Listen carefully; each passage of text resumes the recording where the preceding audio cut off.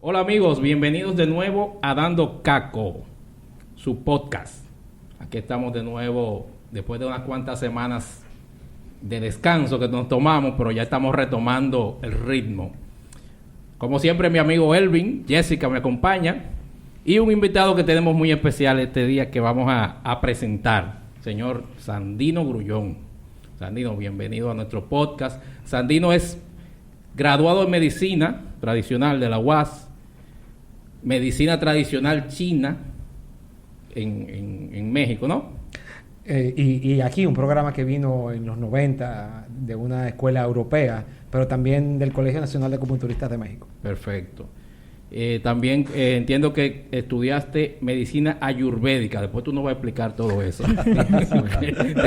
De eso se trata el podcast. Bueno, ¿cómo te sientes, Sandino? Muy bien, muchas gracias por esta oportunidad de poder compartir con ustedes. Y nada, vamos a darle para adelante. Hay una reseña que tú no la leíste. Yo me imagino por ahí. No, después él me va a ir diciendo porque el hombre tiene un currículum extenso. Entonces, como yo no manejo esos términos de lo que tiene que ver con la cultura china, él nos va a explicar todo lo que son todos los estudios que él ha hecho, porque en este podcast el tema que vamos a tratar es el budismo.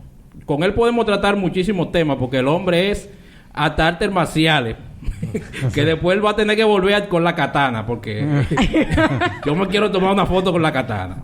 No, yo lo que quiero que me enseñe Kung Fu a mí, porque yo... Sí, pero... ya yo le dije que pusiéramos una escuela de Kung Fu. No, después tenemos que ver eso. Pero en este día, Sandino nos va a aclarar muchas dudas que tenemos y nos va a dar un poco de luz en el tema de lo que es el budismo. Para nosotros es algo exótico, porque nosotros aquí en nuestro país no tenemos mucho contacto con esa filosofía, con esa cultura, y nos surgen muchísimas inquietudes, sobre el tema, y vamos a conversar sobre eso. Cuéntanos, Sandino, ¿cuáles son cómo tú llegaste al mundo del budismo, de todas estas filosofías orientales? Cuéntanos tu experiencia. Bueno, la verdad es que yo llego por una inquietud, pero una inquietud muy temprana. Es decir, yo llego a la yoga a los 13 años, bien prontito, es decir, buscando como una forma de vida diferente, algún estilo relacionado con esa vida de Oriente que yo podía ver en los libros, ¿verdad? A veces en algunas series televisivas, ¿verdad? Eso me fue llevando a las artes marciales en primera instancia japonesas, que era lo que más había aquí en ese momento, hasta llegar entonces a las artes marciales chinas como el Kung Fu. Eso me adentra en la medicina y en su filosofía, ¿verdad? O sea, la medicina de Oriente tiene una propuesta de vida para el médico que tiene que ver con una visión de una cosmología, una visión y unas prácticas que te hacen mejor ser humano, ¿verdad? O sea, en vez de convertirte en un individuo que solo prescribe, ¿verdad? O sea, fármacos o hierbas o etcétera, pues entonces la medicina de Oriente propone que el primero que debe entrar en un proceso de sanación y evolutivo es el terapeuta, es el médico. Es el médico. Claro, como un ejemplo palpable. Sí, tú pasaste entonces de lo que es la medicina, digamos que tradicional curativa, que es la medicina que se estudia en las universidades, a la medicina tradicional china. Yo estuve de manera paralela. Es decir, yo tuve la suerte de que a mí uno de mis maestros de Kung Fu me tomó y me llevó a un programa de medicina de Oriente que vino aquí de una escuela europea. Yo tenía apenas 19 años, 18, 19 años, o sea, y mientras estaba en medicina moderna, en medicina contemporánea, ¿verdad? O sea, y prontito yo me di cuenta que ese era el estilo de medicina que yo quería hacer, que no me interesaba tanto la medicina moderna por su enfoque, ¿verdad? Sin embargo, me sirve mucho a la hora de manejar la práctica clínica tener la visión de ambas cosas, ¿entiendes? O sea, y los métodos de diagnóstico también. Claro. Cada uno tiene su fuerte, ¿verdad? O sea, y sirven bastante, pero definitivamente yo, por mi naturaleza y mi personalidad, yo tuve una mayor inclinación hacia la medicina de Oriente. Es cierto que la medicina de Oriente ha existido de hace miles de años, mucho antes de que existieran muchísimas cosas. Oh, claro. Incluso he visto que hay incluso enfermedades que habían buscado soluciones con la medicina moderna y después descubrieron que ya los chinos lo habían resuelto hace ya 1500 años. Sí, mira, yo quiero darles una perspectiva de antigüedad, ¿verdad? Yo estaba en un monasterio en la provincia de Chengdu, en China. Perdón, a todo esto, él es monje taoísta. Sí, que no lo hemos dicho. Él es dominicano, pero él es monje, mira, el señor. Él es el primo de Juan Luis Guerra, ¿sabes la canción? Que hace de todo, o sea, que sabe de todo. Tengo un primo. Sí. Bueno, yo estaba en el monasterio se llama el Jian Fugong, es un monasterio importante, uno de los segundos, es como el segundo monasterio más importante en el taoísmo en la China. Eso está en la provincia de Chengdu. Y yo estaba viendo en el piso del patio central, había una especie de murciélago tallado en piedra, ¿verdad? O sea, pero no el de Wuhan, ¿verdad que no? No el de Wuhan. No el del COVID, no. Gracias. Entonces, mirándolo en el piso, le pregunto a uno de los monjes qué tiempo tenía ese murciélago ahí. Y él decía que ese monasterio no era una construcción tan antigua y que ese murciélago probablemente tenía cerca de 700 años. ¿Okay? 700 años. Y yo me quedo mirándolo y él me pregunta qué me pasa por la cabeza. Y yo le dije, mira, mi continente, desde el descubrimiento hacia acá, no tiene ni 600 años. Y ya ese murciélago estaba ahí. Wow. Entonces, lo que te quiero decir con eso es que es una cultura que tiene miles de años tratando enfermedades, pasando por las situaciones que nosotros ahora, siendo jóvenes como civilización, estamos pasando, y teniendo entonces perspectivas de vida diferentes. Entonces, la medicina en ese sentido es igual también. O sea, si tú piensas que la acupuntura, por ejemplo, que es una cosa en donde el primer texto, que se llama el Wan Ti Nei Chin, aparece hace casi 3000 años, ¿verdad? O sea, que todavía hoy se estudia en las universidades, ¿verdad? Piensa en donde estaba la medicina moderna, la que nosotros conocemos hace 100 años. Sí. Hace 100 años era nada, tú sabes. O sea, no teníamos ni de cerca los elementos diagnósticos y de terapia que tenemos ahora. No, y todavía tenemos enfermedades desconocidas. Claro. Ahora se llaman enfermedades raras. Claro.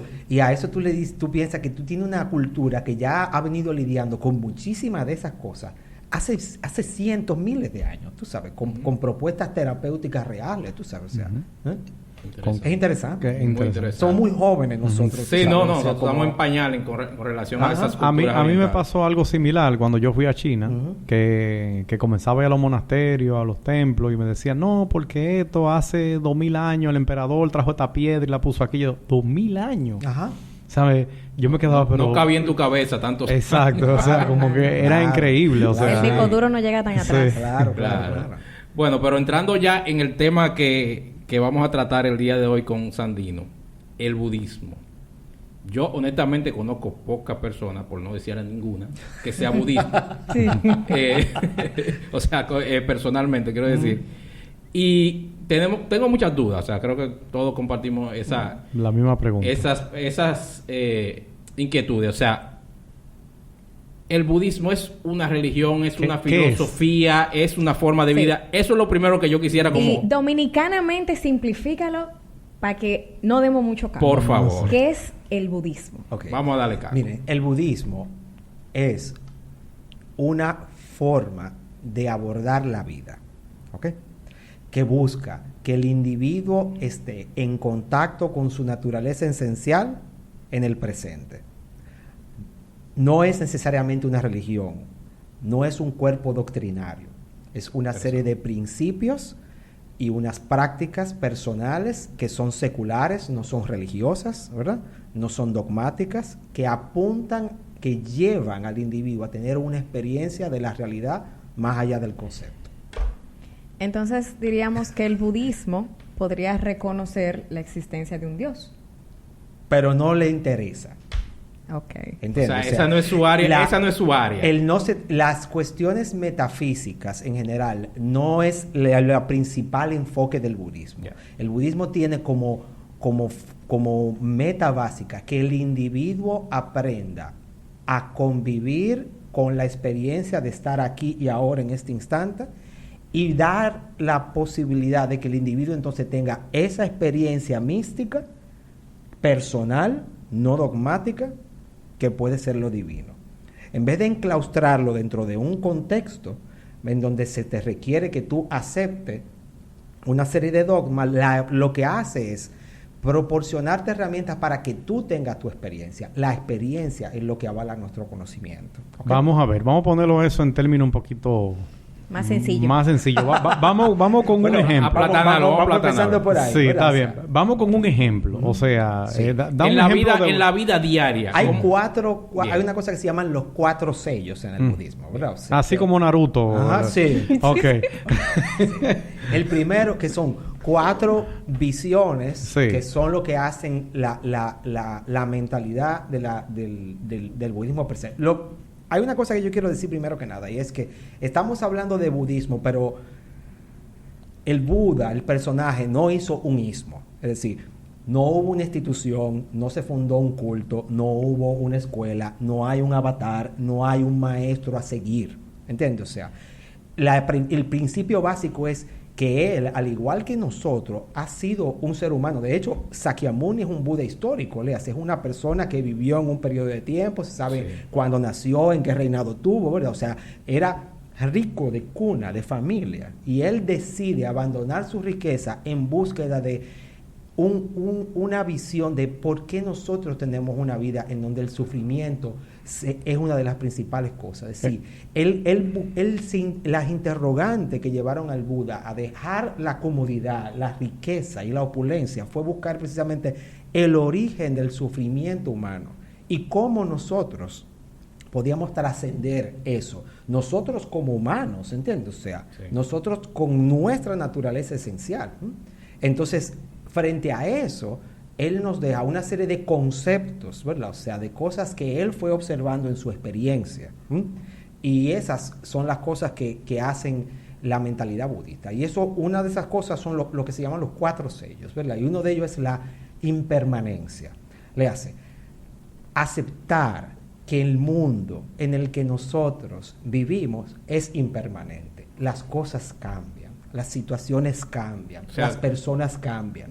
Quien no acepta la impermanencia deviene en sufrimiento. Es decir, porque al final el sufrimiento es una no aceptación de la realidad. ¿Ok? Eso es lo primero. 1, la impermanencia. Lo otro es la interdependencia. Le hace todo lo que existe en nuestro plano, aquí donde estamos, está relacionado a otra cosa. No hay nada suelto. Es decir, todo está conectado. Todo está conectado. Y no ver la conexión y actuar pensando que mis acciones no van a afectar a todo lo que me rodea, va a ocasionar sufrimiento a otras personas y a mí también. De ahí que viene la frase que este país es un patio. O sea, Todos estamos interesante conectados. Porque esa filosofía, lo que entiendo que lo que busca es como la unidad. La coexistencia. La unidad de nosotros como seres humanos, que todos somos uno. Claro, y esa es la otra de esos 4 sellos, ¿verdad? O sea que nosotros, nuestra vida no está circunscrita solamente a lo que está en nuestras pequeñas cabezas. Léase, yo no soy el contenido de mi conciencia. Es decir, yo no soy solamente ese conocimiento o esos pensamientos o esas emociones. Es decir, yo soy algo que está mucho más allá de eso. De hecho, la base de la terapia física es que yo puedo coger ese contenido y moldearlo y cambiarlo en otra cosa. Y eso es tan simple de demostrar como que si yo voy bajando la escalera y me caigo y me doy en la cabeza y tengo amnesia y se me borra el contenido, yo sigo existiendo. Yo necesito generar un contenido nuevo para poder interactuar socialmente.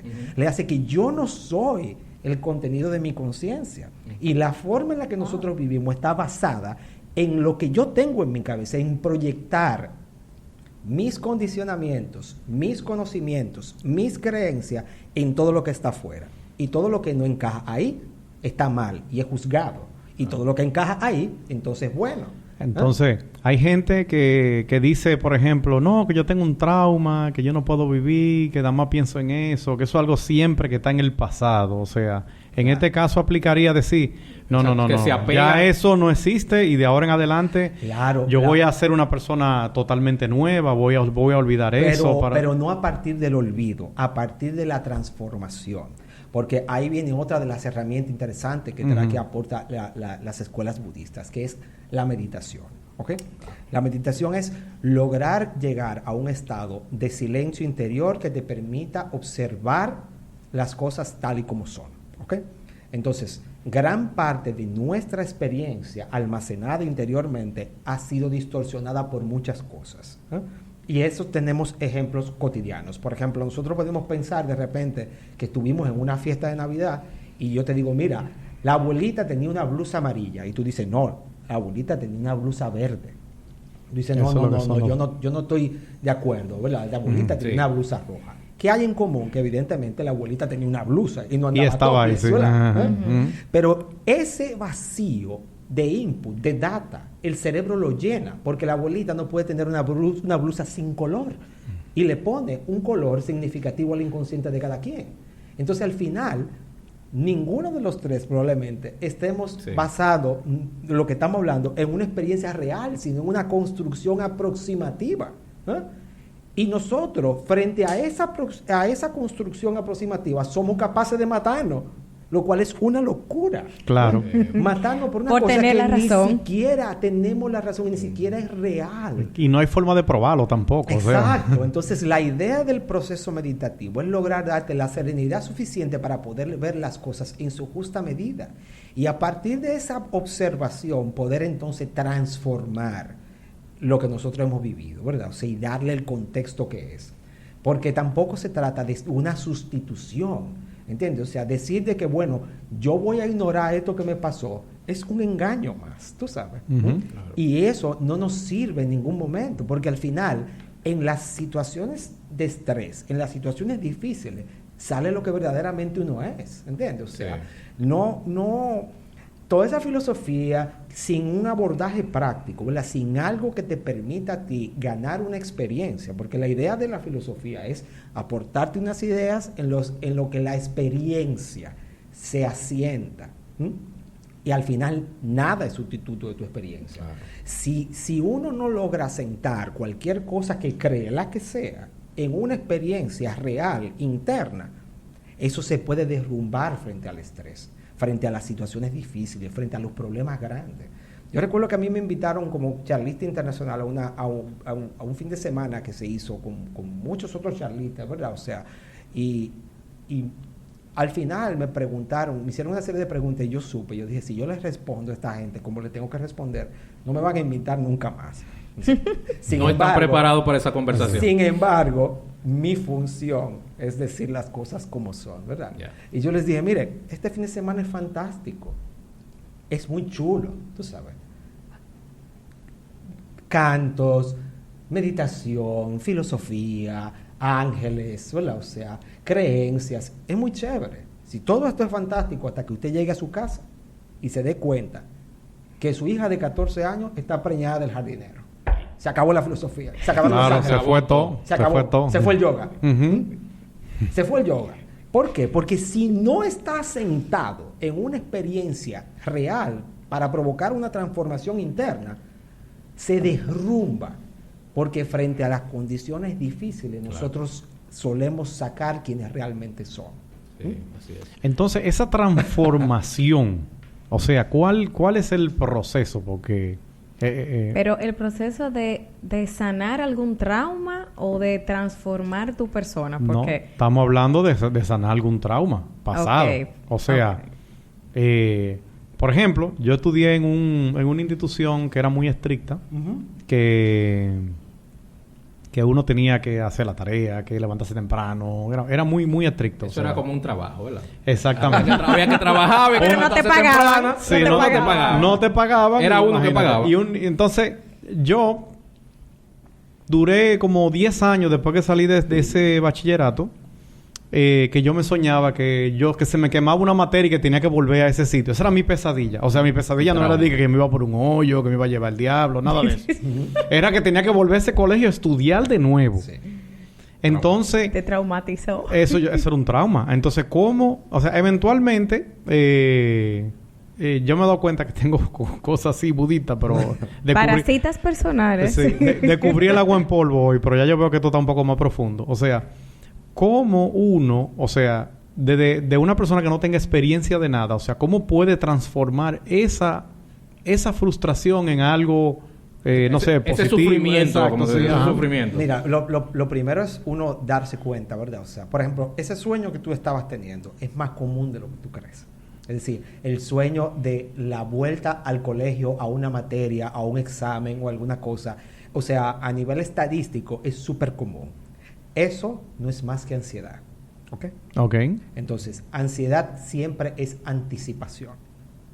Cuando nosotros dejamos de vivir en el instante presente y queremos no solo estar pendiente de lo que va a suceder, sino controlar los resultados. Evitar ¿verdad? que suceda. Nosotros tenemos entonces niveles de ansiedad que sobrepasan lo normal. Hay un nivel de estrés que es saludable, que tú necesitas para levantarte por la mañana y hacer las cosas. Exacto. O sea, es imposible vivir sin estrés. Lo que pasa es que hay un punto que es el saludable. Entonces, una vez uno identifica que el problema de fondo probablemente no es que ellos fueron estrictos, porque esa es su función, ¿no? Sino que probablemente la forma en la que tú gestionaste tus emociones frente a ese contexto te fue generando ansiedad. Hay individuos que son más ansiosos que otros por naturaleza. Entonces, lo interesante es ver cómo yo puedo entonces empezar a gestionar el proceso de control y ansiedad. Ahí venimos otra vez a uno de los sellos, ¿verdad? A la impermanencia. La ansiedad viene porque muchas veces nosotros queremos controlar algo incontrolable. Hay que soltar.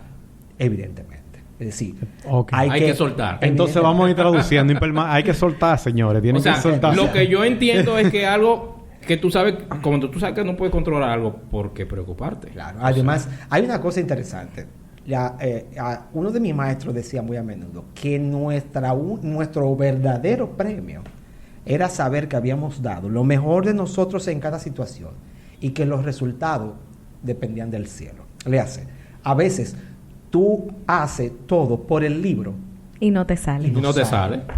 Y no sale. Sí, así es. Entonces Eso es nosotros juzgamos nuestro éxito por los acontecimientos que logramos por el resultado. Por el resultado, siempre y cuando el resultado sea el que yo quiero o el que me beneficia.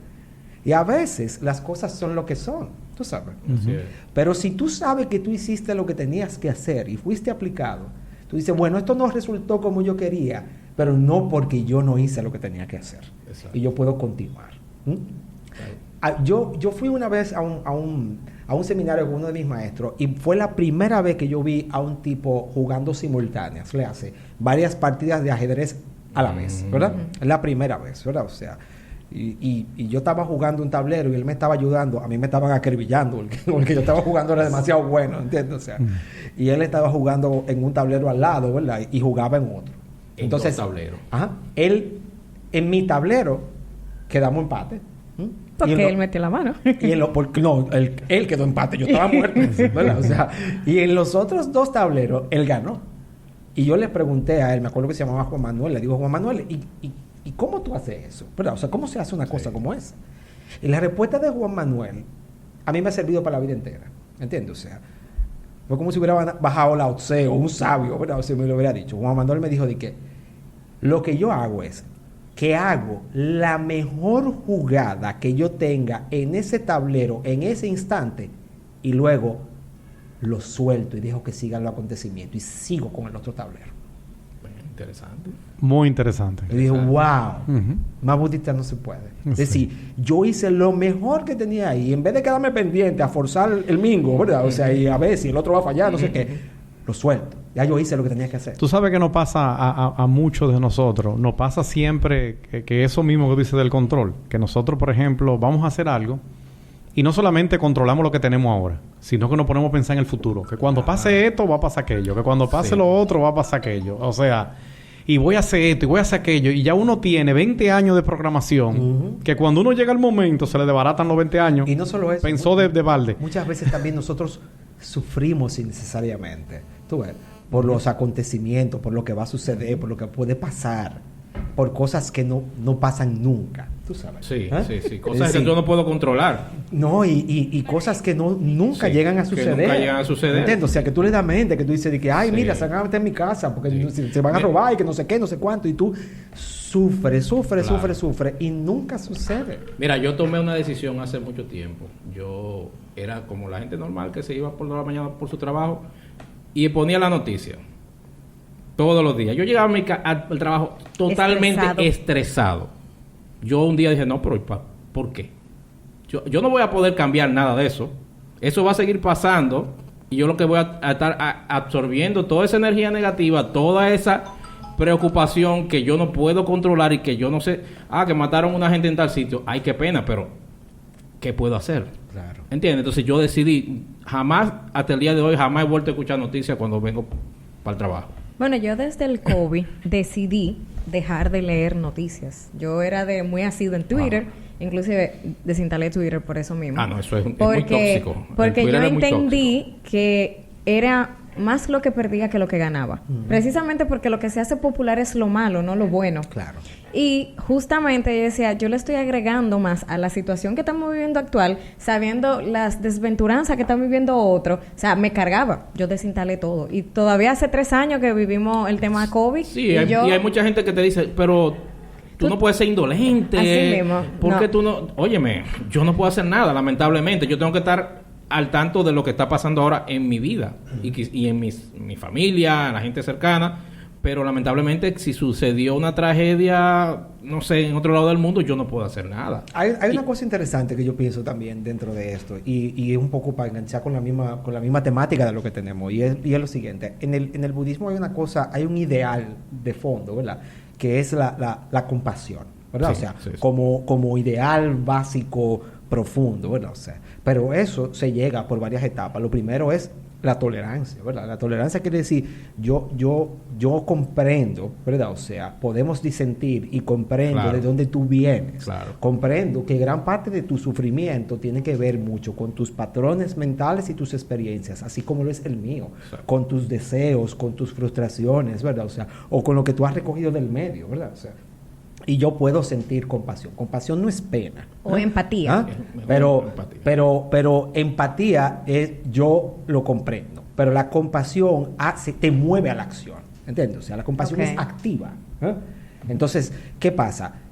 El hecho de que tú puedas, ¿verdad? O sea, llevar actos compasivos frente a los pequeños momentos cotidianos es mucho, ¿entiendes? O sea, es una labor importante. Sí. Porque al final, tú te preguntas, tú dices, yo veo la noticia, ¿verdad? O sea, y veo todo lo que está pasando, y me duele, y siento empatía, pero eso es compasivo. ¿De qué sirve? Exacto. ¿Qué puedo hacer? ¿Qué puedo hacer? Cuando en realidad tú tienes pequeñas acciones que son muy grandes en el día a día, tú sabes, o sea, en el trabajo, en la casa, con la familia, ¿verdad? O sea, porque al final se trata de eso, ¿verdad? De cómo yo puedo ir transformando el entorno inmediato, ¿verdad? Nosotros todos pensamos a veces como que tenemos que hacer la gran misión, tú sabes, o sea, la gran cosa, ¿verdad? Sí. Y muchas veces también adoptamos una postura de que realmente nos preocupamos cuando en realidad no nos preocupamos, ¿entiendes? O sea, sencillamente estamos al tanto de lo que está sucediendo allá afuera. Exacto. Y somos una gran voz en el teclado.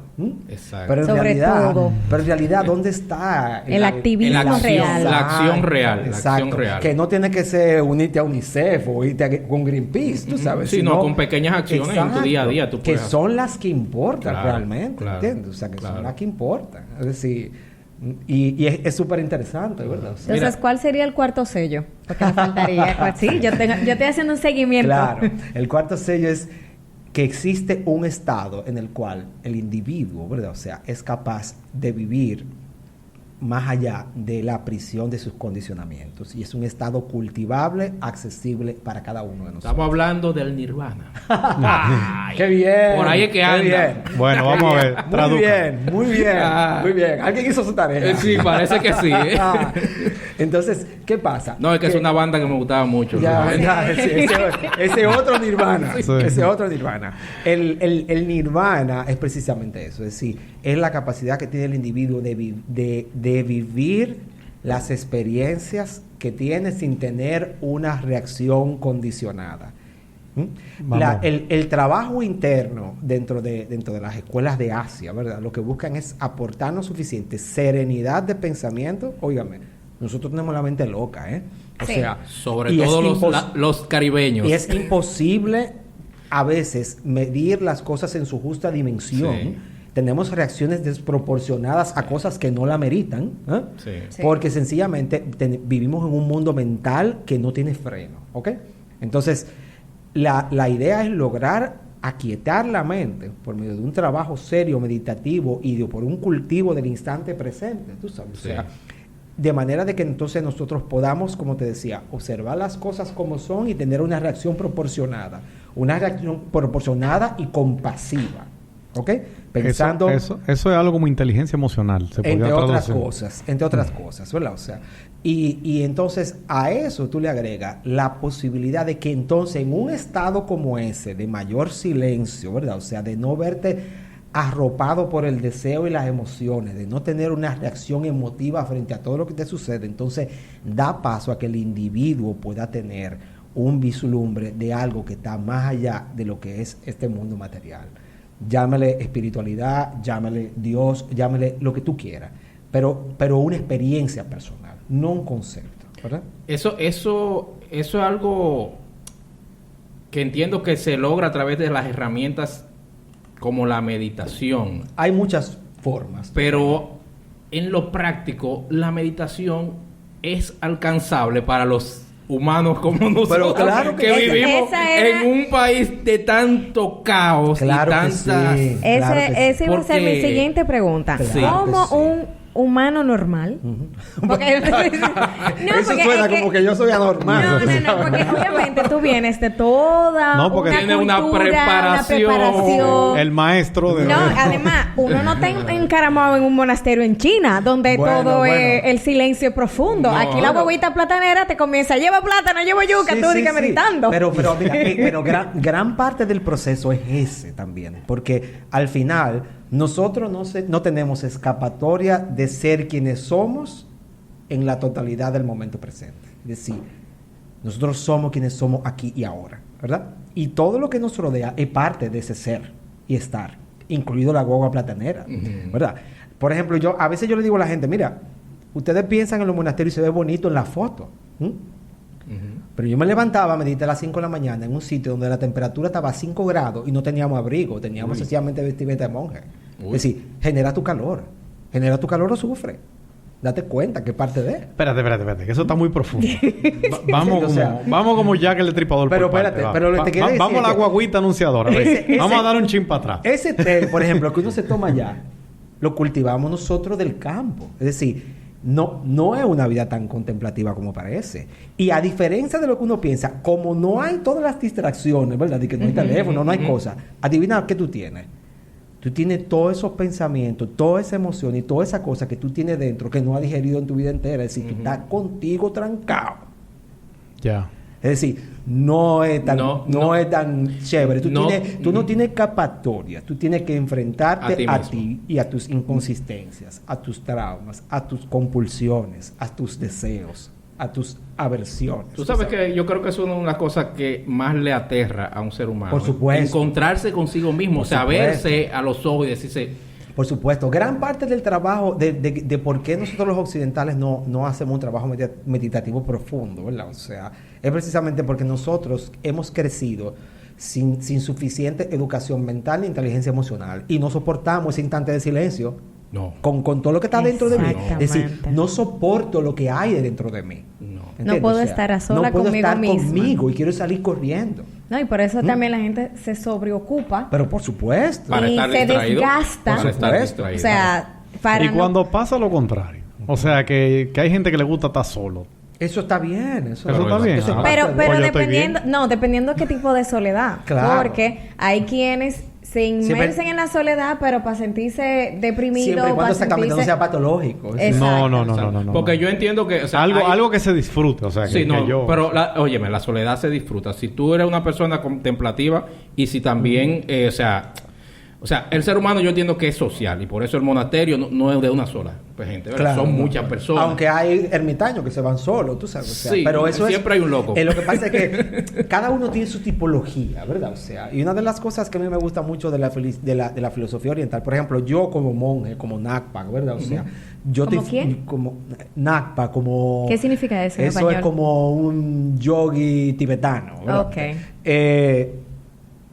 vivo fuera del monasterio, ¿verdad? O sea, y tengo una vida secular también, Exacto. ¿verdad? O sea, y eso no me hace a mí menor que el que está trancado allá. Es decir, a nivel, si hablamos de estructura y rango, ¿verdad? O sea, somos iguales. Le hace que en Oriente se tiene la mente clara de que hay individuos que pueden estar, unos trancados en la montaña, otros en el monasterio sirviendo y otros fuera con familia y sus hijos y negocios. Exacto.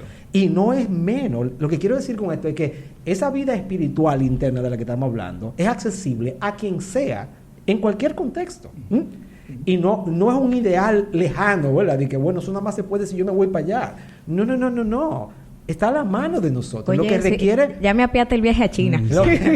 Lo que requiere es un entrenamiento. Porque ahora, de repente, tenemos 20... Volviendo a la guaguita platanera. Volviendo ahí. tú tienes 20, 30, Sí. 40, 50 años de vida con la mente haciendo lo que le da la gana y pretender de que se aquiete en una sentada, en 2, en 3, No, en 10 o en 20 imposible. o en 50 es una locura. Una locura.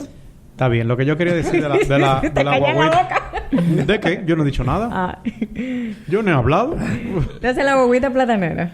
No, lo que iba a decir, que ahorita mencionó algo de que uno tiene que vivir con el ambiente. Claro. O sea, si yo estoy, por ejemplo, en un sitio donde qué sé yo, hay aire acondicionado y está cómodo, y estoy tratando de meditar, y pasa la fuñía guaguita platanera que mencionaron ahorita, Sí. es un asunto de tratar de disfrutar más lo que uno sí disfruta e ignorar lo que realmente te puede molestar, como la guaguita en este caso. No, es un asunto de apertura, ¿verdad? De entender que todo eso es parte del instante presente. Es decir, nosotros queremos segmentar la realidad, porque al final eso sigue siendo más de lo mismo, tú sabes. Ujú. Si yo me siento y solamente quiero y trato de olvidar la guaguita y concentrarme en el bienestar que estoy haciendo lo mismo que quiero hacer allá afuera, que es controlar las condiciones.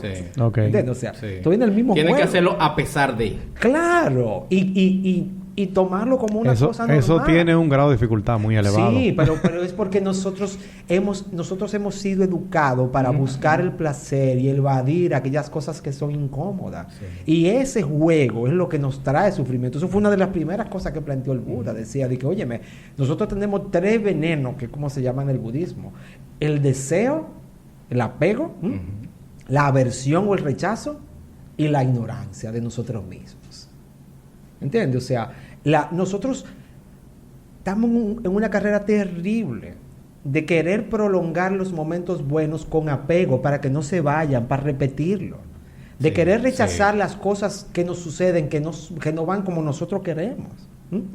Y la vida es pendular, tú sabes. O sea, ahora tengo dinero, ahora no, ahora tengo esposa, ahora no, Es un ahora ciclo. el gobierno me gusta, ahora no me gusta, ¿verdad? O sea, Es ahora es un de ciclo. día, ahora es de noche, ahora estoy despierto, ahora estoy durmiendo. Entonces, el trabajo de interior busca darte la suficiente serenidad para disfrutar de los momentos buenos sin apegarte, porque son impermanentes, se van a ir. Y también para atravesar los momentos no tan buenos, porque también son impermanentes y se van a ir. ¿Ah? Entonces, Es decir, ¿cómo sería un meditación 011? No, para eso tú tienes que coger el curso que él da. ¡Ey! Te lo quieres coger gratis. 011 no, 0101. Sí. Básico. Lo primero es, yo siempre digo, cada vez que doy talleres y empujo a la gente en esa línea, les digo, mira, quien está en el presente siempre es tu cuerpo. Tu mente puede estar por ahí, pensando en lo que va a hacer después, en si me voy a comer chicharrón, en si tengo Pasando trabajo que los hacer, anuncios. Pasando los anuncios. Pero tu cuerpo está en el presente. O sea, si tú te das en el meñique del pie, con la pata de la cama, el dolor es tan insoportable que tú no tienes tiempo de pensar, a veces ni de hablar, ni de gritar. Y tú estás aquí y ahora. Todos los problemas que tú tienes se Se te olvidan por olvida. 2 segundos, por 3 o 4 segundos. Porque al final el cuerpo está aquí. Sí. Entonces lo primero es tratar de volver a nuestro cuerpo. Por eso yo incentivo mucho a la gente y a mí me gusta mucho. Por eso yo hago tai chi, he hecho mucho arte marcial y ese tipo de cosas. ¿Por qué? Porque me obliga a volver a incorporarme. ¿Eh? Nosotros tenemos una vida muy mental, pero en realidad el presente se nos va. O sea, poner los pies Pero sobre mira, la tierra. eso que ha dicho es muy importante, porque ¿Entiendes? la Sí. gente ahora con las redes sociales y todo eso Es puro cerebral. es puramente. Sí. O Sí, sea, sí, sí. incluso preparar todo para que se vea bonito y para vender una imagen que que otro lo va a tener en la mente también. Claro. Es algo que no es nada, o sea, Entonces, ¿cómo se hace eso? 101 meditativo de cualquier escuela tradicional oriental. Tú te sientas en una postura cómoda y te empodera de ese lugar. Es decir, siento cómo está mi cuerpo, siento mis hombros, siento el peso, siento cómo yo estoy aquí. O sea, y hago conciencia de que estoy en este lugar y estoy ocupando este lugar, aquí y ahora. Y es el único que tengo, porque al final no tiene ningún otro. Todo lo demás es una conjetura, es mental, ¿verdad? Pensar que yo voy a pararme de aquí a allá es una conjetura hasta que no sucede. Pero mientras tanto, no está aquí. Y una vez que ya yo me he incorporado, entonces presto atención al proceso de la respiración, que es algo que tú tienes a la mano. Es decir, trato de estar presente cuando entra y sale el aire. Más nada. No es más profundo de ahí. No hay ninguna oración, no hay ninguna deidades, no hay nada. Eso es así de simple. Y eso nos va a educar a estar en el estado presente. Y uno empieza a trasladar eso a lo cotidiano. Léase, cuando estoy fregando, estoy fregando. Cuando estoy comiendo, estoy comiendo. Sí. Cuando estoy viendo televisión, estoy viendo televisión. No estoy viendo televisión pensando en el recibo del teléfono y con el celular en la mano. Que nos pasa cada rato. ¿Entiendes? O sea, ¿quién? Pero yo hago listas haciendo cosas. Porque por si fuera poco, nuestra civilización occidental nos ha vendido que el multitasking es una cosa buena. Eso es terrible. Cuando en realidad ya es algo que nos ha hecho un daño terrible. Eso es terrible. Y lo grande es que se lo han vendido a la mujer. Como la mujer tiene mayor capacidad de multitasking, es superior. Y es bueno que tú no vivas aquí. Y haga y resuelva muchísimas cosas.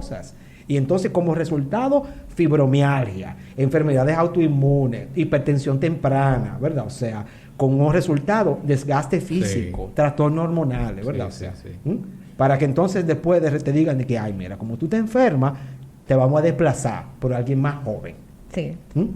Que puede hacer multitasking y no te enferma. Tú sabes. Entonces, es una locura. Es una trampa. Es una trampa. Porque al final es un proceso en el cual nosotros nos enganchamos en una maquinaria de productividad que está más allá del individuo. Y eficiencia. Yo me hago llamar eficiente. Claro, porque resuelvo muchas cosas, pero no tienes disfrute. Y entonces, por si fuera poco, nos venden una idea que es terrible, como de que hazlo ahora que eres joven para que después en tu vejez puedas disfrutar. ¿Disfrutar qué? Cuando ya estás enfermo y desgastado. Exacto. Cuando ya tú tienes, ¿verdad? O sea, todas tus potencialidades perdidas, ¿verdad? Y además, ¿disfrutar qué? Pensando a futuro, si tú no sabes lo que va a suceder en los próximos segundos. ¿Entiendes? O sea, sacrificar tu presente por un futuro totalmente incierto. Es una locura. Incierto e improbable. Incierto, improbable, impermanente, ¿verdad? O sea, intangible. Entonces, volvemos a la meditación. Ok, ya reconocí mi espacio. Ya reconocí mi respiración. Mi corporeidad, ¿verdad? Exacto.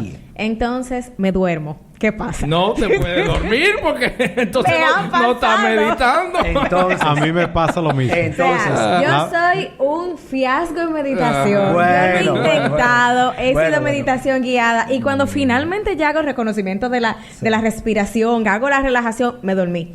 Entonces, y al rato después te dije, varias cosas, ¿verdad? Varias cosas. Uno, la meditación nunca puede ser guiada.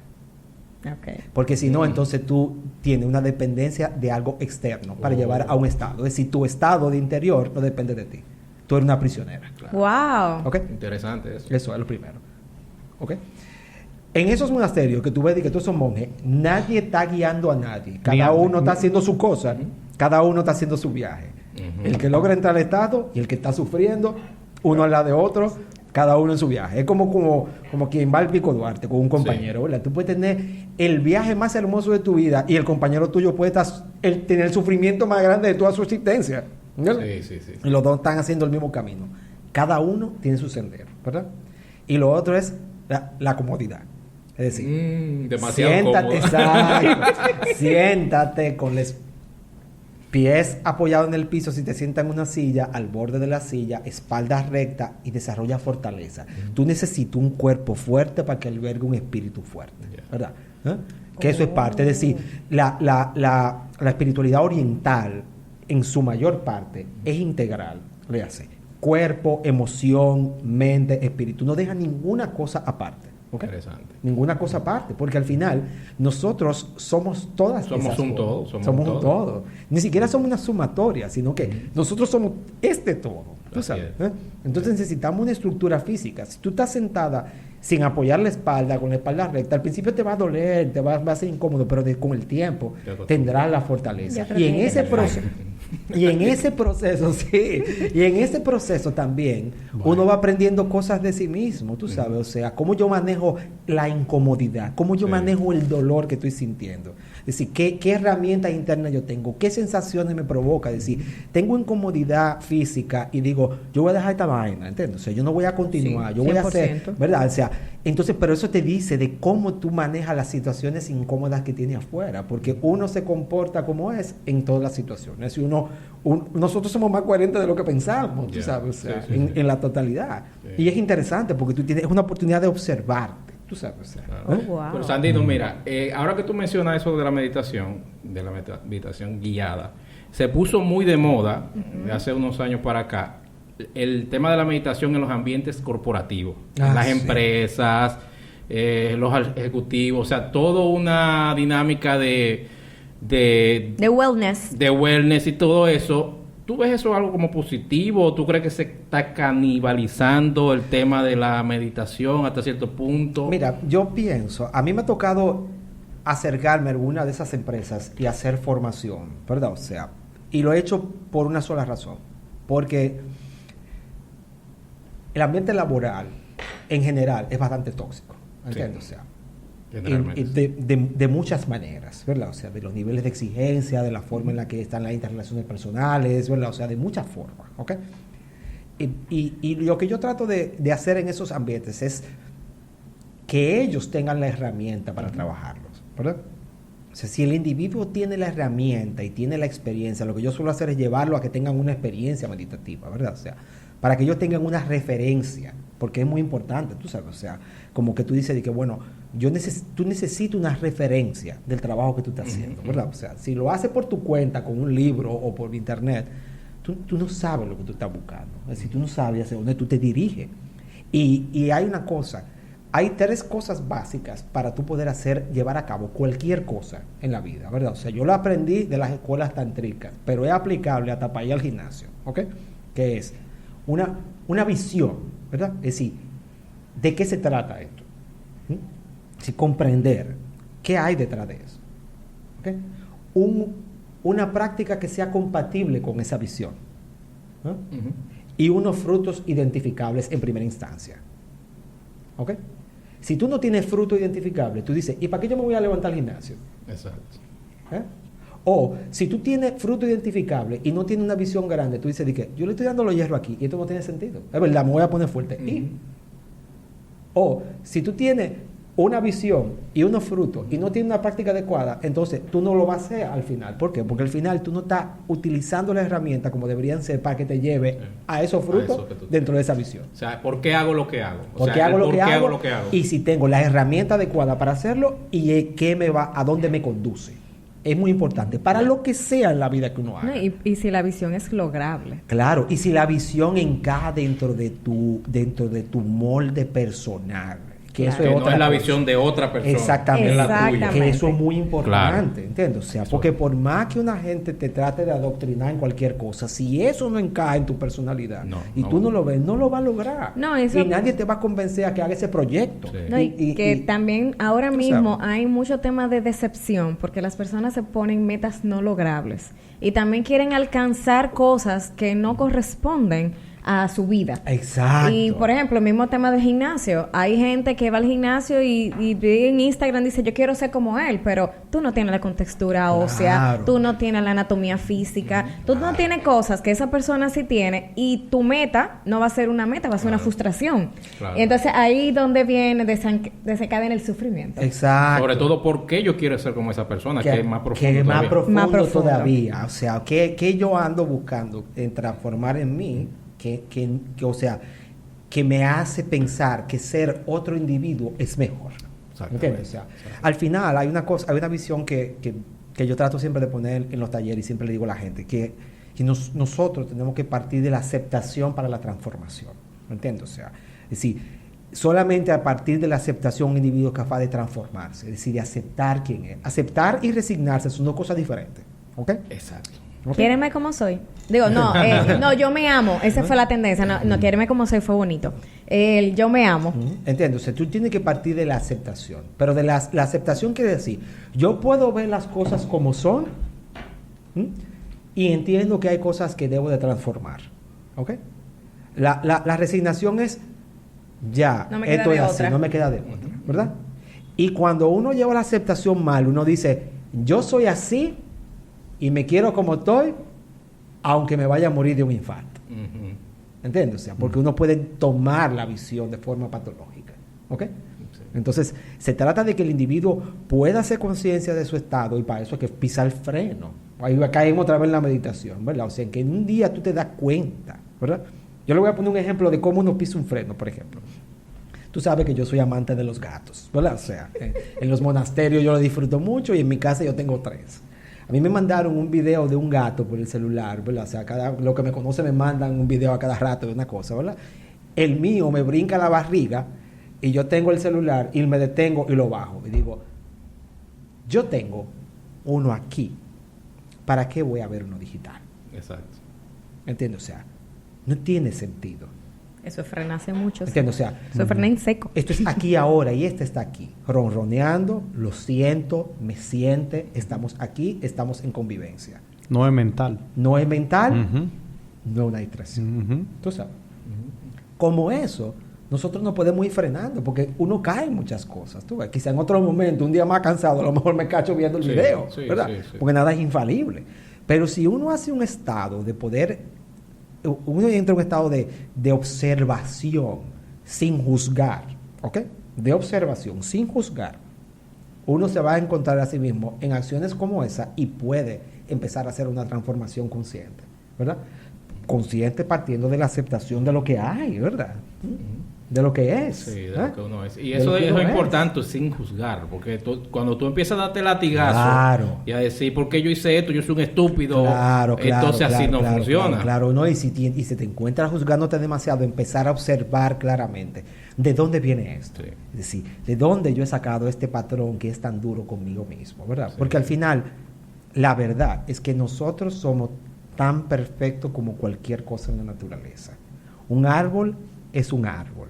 No quiere ser una nube, no quiere ser una montaña, no quiere ser un diputado. Está aquí y ahora, en un presente, ¿verdad? Mucha gente quiere ser diputado. Está aquí ahora en el presente, exacto, ¿verdad?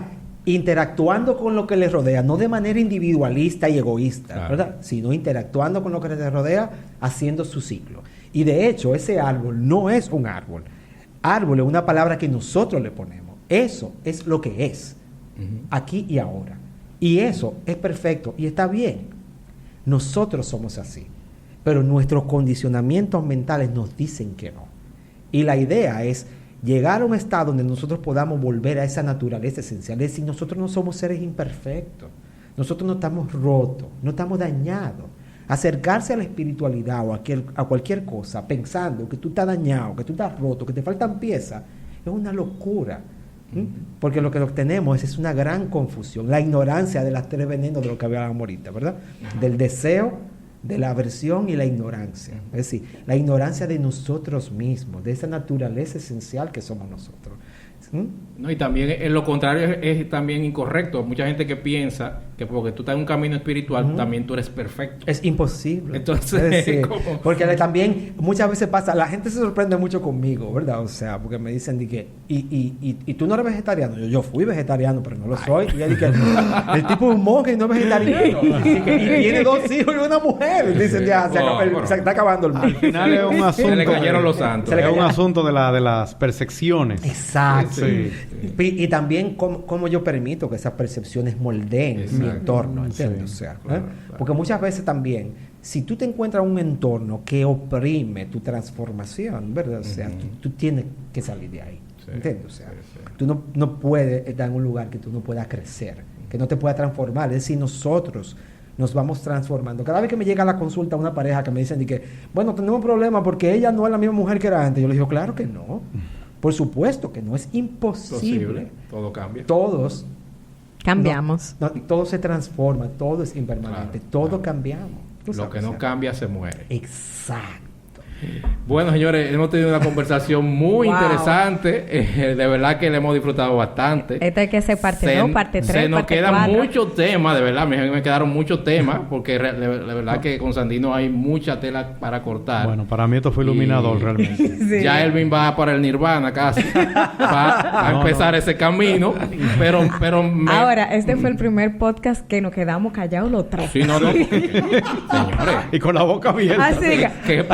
¿Qué podemos decir? Sí, estamos aprendiendo. Y Sí. lo interesante es poder compartir estas ideas porque yo tuve un profesor en la universidad que yo recuerde, yo estudié ingeniería y el profesor que yo más recuerdo fue uno de religión. Oye, ¿cómo es la cosa? Qué curioso, ¿verdad? De religión, el que yo más recuerdo con más cariño fue un profesor de religión, porque él me enseñó que tú tienes que estar abierto a las ideas. Claro. Tú no puedes, y eso, estamos hablando católico, Sí. tú tienes que escuchar y entender a los demás. Y tienes que estar abierto a explorar y a dejar que el otro te enseñe. Entonces, Como apoyo a lo que tú estás diciendo, te voy a hacer una anécdota del Dalai Lama. Tú sabes que es una de las grandes figuras del budismo tibetano, ¿verdad? O sea, Sí. es conocidísimo, es un hombre muy sabio, es muy inteligente, un hombre muy de ciencia. Carl Sagan se le acerca al Dalai Lama y le dice, si yo le demuestro a usted que la reencarnación es un error y que sus creencias son un disparate, ¿qué usted haría con esa tradición milenaria que usted tiene? Y el Dalai Lama le dice, yo tendría que ser un idiota para, frente a la evidencia, quedarme con las creencias. Wow. ¿Ok? Le devolvió bien. Y Sí. es verdad, Sí, ¿verdad? claro. Sí. Y entonces O sea, después demuéstramelo, y si es verdad, entonces después entonces le dijo vamos de a que, seguir para ahora, ¿cómo piensas demostrar? Ah, sí. ¿Verdad? Porque Ahí al que está el final problema. se trata de qué? De que nuestra experiencia personal avala nuestros conocimientos. Sí. Si no hay experiencia que sustente lo aprendido, eso sencillamente son palabras de otros y nosotros tenemos vida de segunda mano. exactamente. Wow.